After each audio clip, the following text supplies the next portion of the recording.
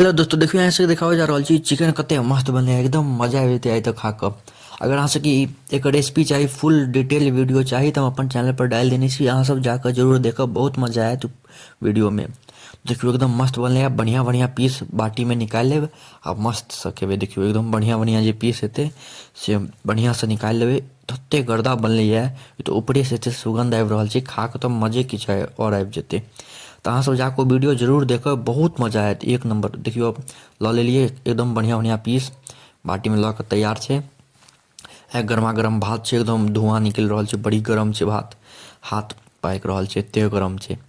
देखियो अब भातके फैला देलियै, एहिपर आब ढारबै एकदम चिकेनके मस्त ग्रेवी, एकदम बढ़िया रस, एकदम देसी स्टाइलमे बनेने छियै। देखियो कते गर्दा बनल छै, हमरा तऽ मुँहमे पानि आबि रहल यऽ। अहाँ सब बताउ, अहाँ सबके मुँहमे पानि अबैया कि नहि? देखियो कते गर्दा बनलै यऽ, एक नंबर।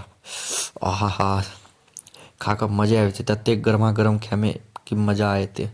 धन्यवाद अहाँ